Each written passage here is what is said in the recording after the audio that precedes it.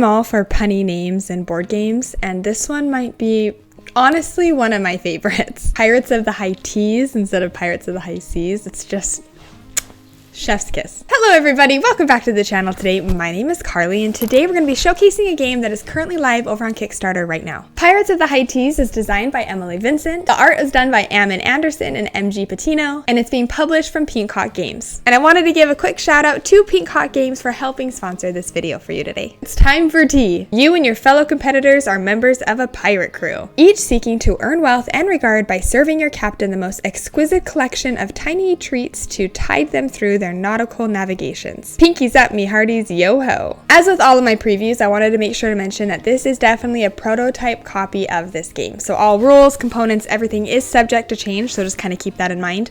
I will make sure to have all of links to the Kickstarter preview and the Board Game Geek page and all other kind of relevant links in the description below for this video. So make sure to head over there and kind of check out the finalized, kind of what they anticipate for the finalized version of this game. Having said all of that though, this is a Kickstarter preview, and with my Kickstarter previews, typically what I do is I go into kind of a general overview of how the game operates and plays before kind of jumping into some of the things that I really enjoyed about this game and who I would recommend it for. So with all that out of the way, let's go ahead and kind of dive into a general overview of how this game plays. In Pirates of the High Teas, your objective is to serve sets of fancy dishes paired with complimentary teas to gain doubloons. The player with the most doubloons at the end of the game wins. The setup for this game is super minimal, and I just kind of wanted to mention that this game plays, there's a solo mode for this game all the way up to 4. If you do play a solo game or a 2-player game, setup and gameplay is slightly different. I'm just going to be kind of showcasing and talking about a 3-player game. So in regards to setup, you will have this little shipboard here in the center of the table. Make sure you have it on the side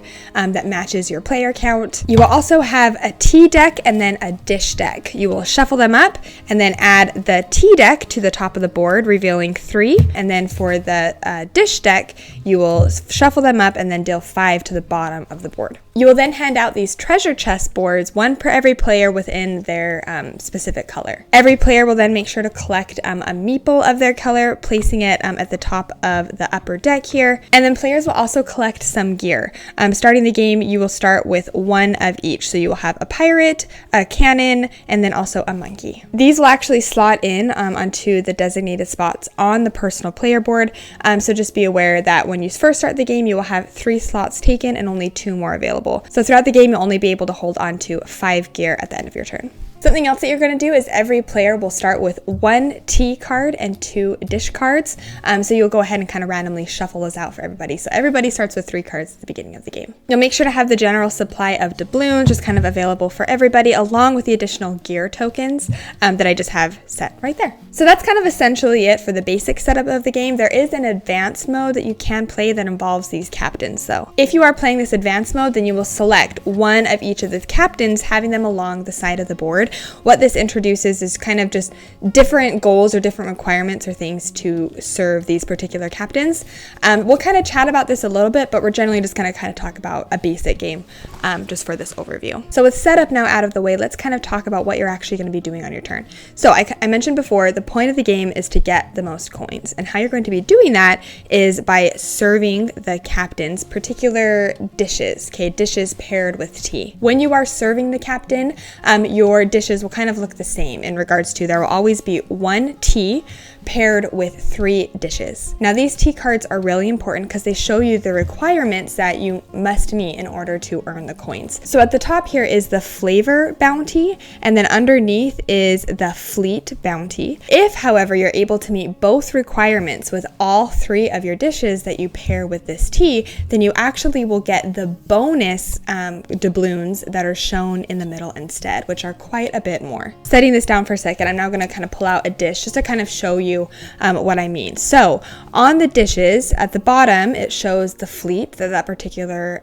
dish belongs to. And then on the upper left-hand corner of the card, it shows the flavor pairings that are present within that particular dish. So kind of coming back to the tea card here, this particular tea, in order for me to require it, every single dish that I pair with this tea has to have a fruit profile or fruit flavor in it. And then this tea is also required requiring every single card to be a blue or belong to the blue suit. So if this was one of the cards that I was pairing with this tea, the Jolly Roger biscuits, there's chocolate in it, but there's no fruit, but it does belong to the blue suit. So this card doesn't match the flavor bonus, but it does match the fleet bonus. Now this is where things get interesting, because when you are serving the captain, you will have the opportunity to smash dishes together. When you smash dishes, you lose the potential points that are on it along with the suit that it belongs to, but you will gain the flavor profile. So if I smashed these two dishes together while I was serving the captain, this card now actually does now fulfill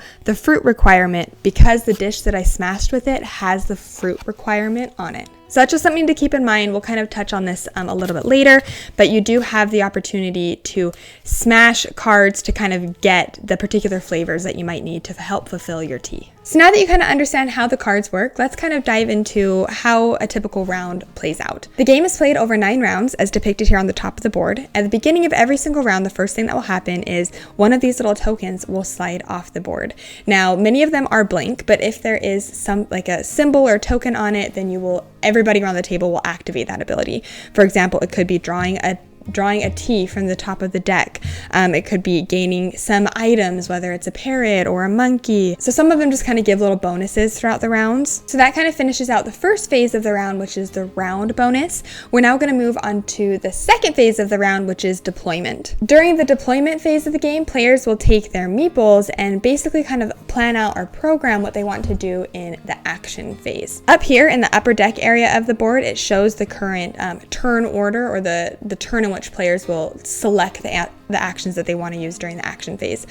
So in this current example, blue would go first. So blue would decide, oh, you know what? I want to go to the galley. Green decides that he wants to go to Smuggler's Hold, and then red decides that they want to go to the captain quarters. Once everybody has placed their meeples, then that's the end of the deployment phase, and then we move on to the action phase. The action phase is when you actually will go through and activate every single one of these abilities or actions. But again, they're going to be activated in turn order, starting with the leftmost player, working all the way down to the right. So in this current example, green will go first at Smuggler's Hold, followed by blue at the galley, followed by red at the captain's quarters. A couple of these locations where people placed their meeples on has numbers shown above it. That basically indicates how many actions they're able to take at that particular location. So with you knowing that, let's jump now into each of the 3 locations and what they do. Starting with Smuggler's Hold, this is where primarily players will collect tea cards. So one of the actions that you can do is drawing a tea card from the top of the deck. Another action is selecting a tea card from the face-up available teas. And then the third thing that you can do is collect more of these gear tokens, again adding them to your treasure chest. I just mentioned previously the number that is above each action location spot.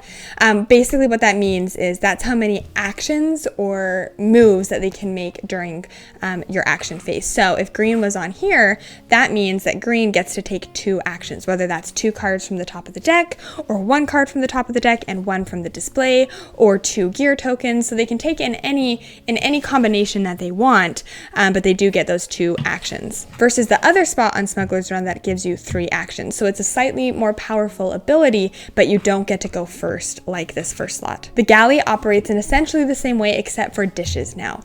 So the actions that you could take is select a dish from the top of the deck, or select a dish from the face-up display. The very first slot in the galley allows you to do these actions 3 times, versus the second slot, which again, the same action allows you to do it 3 times, but then you also get a little bonus of a gear token. So that's what the Smuggler Hold and the galley do. Now let's move to the captain's quarters, because this is where you will actually be playing your cards and gaining doubloons. So you'll come here with your meeple, and when it is your turn, again, you'll go through the actions. So everybody who placed in the captain's quarters will be going last during the round, and you will take the cards in your hand, laying them down, again, kind of presenting your dishes to the captain. I mentioned before how you get doubloons from the tea cards. Let's talk a little bit about how you get doubloons from the actual dishes now. So again, the tea cards, whether you get the flavor profile or the fleet or both, you will just gain the doubloons as shown. When you pair the tea with these dishes, you will actually get additional doubloons on the bottom for the dishes that you make. The 3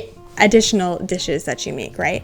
If you do smash, like I kind of mentioned earlier, if you smash the flavor profiles together, you will not get the coins that are shown on the smashed card. You will get the flavor profiles, which again just contributes to your tea. But the card that is showing, you will inherently just get the coins that are listed for that. So every time you serve the captain, you will have 1 tea and 3 dishes. So you will have the points on the tea and then the additional doubloons on the first dish card that is in your display. Now that we're kind of talking about serving the captain, let's talk about the advanced mode and kind of what that entails. So if you are playing with the advanced mode, you will have one of each of the captains basically face up along the side of the board, and you can choose to serve these captains instead. And if you meet the requirement that's shown on them, you will get some sort of bonus. So it's, again, just kind of adds something different, a little bit something kind of more to think about. So that's kind of like the advanced mode that you can play with the pirates. Versus just kind of playing the base game where you can just spend any sort of dish. The only requirement you're trying to meet is the requirements that are on the tea cards. So that's essentially what the actions are. So after players have placed during the deployment, you will then go through, starting at the left, working all the way to the right, and slowly going in through and activating these abilities. While you are activating abilities, you also have the opportunity to play these gear tokens. These gear tokens work in a handful of different ways.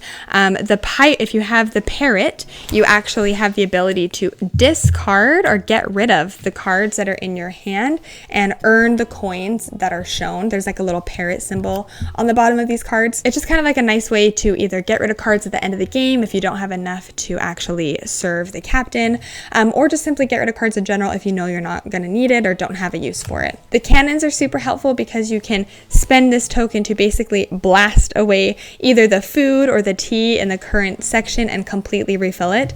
This is nice because as you are going through doing your actions, and if people are selecting cards from either the pantry or the tea, what's going to happen is they actually will not get refilled until the end of the round. So it's kind of like a nice way to refill the pantry or tea selection for yourself. And by spending the monkey, you can take an additional tea or dish card from the appropriate deck based on where your little meeple is. So after everybody does their actions, potentially using gears on their turn, or using the gear on their turn if they decide to, we're now going to move into the cleanup phase. During the cleanup phase, everybody will make sure that they discard down to 5 gear if they happen to have more of it.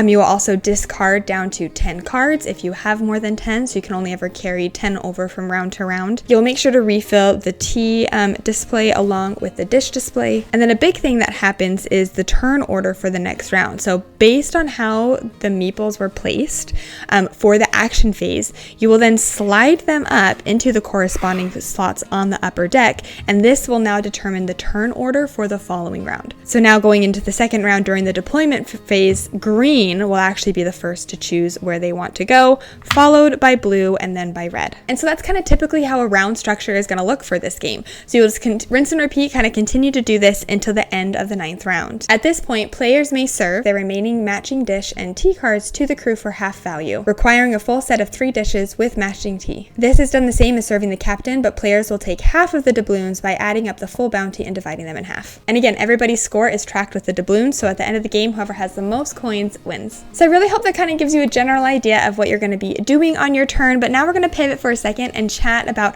some of the things that I enjoyed about this game and who I would recommend it for. So I've had the chance to play this game a handful of times now, and I just kind of want to start off by saying that Adeline loves this game. It might be like her new favorite. She's obsessed with this game.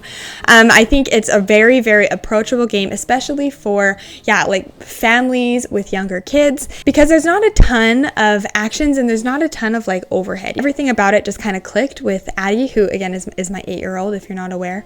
And she loved the game. I think one of the most enjoyable parts for me is that like smashing ability that you can do with cards, right? I really, really enjoyed that. It was fun because you never like felt limited. Like if you got a card that really didn't help you at all, well, you can mash it with other cards, so then you actually can utilize that card that before wouldn't have been any use to you whatsoever. I love like the open drafting kind of mechanism to it, like where you're again drafting these cards, trying to get kind of like that that perfect set collection that you need in order to fulfill your tea. But again, it's not like a quote unquote like perfect set collection because you're mashing those dishes cards.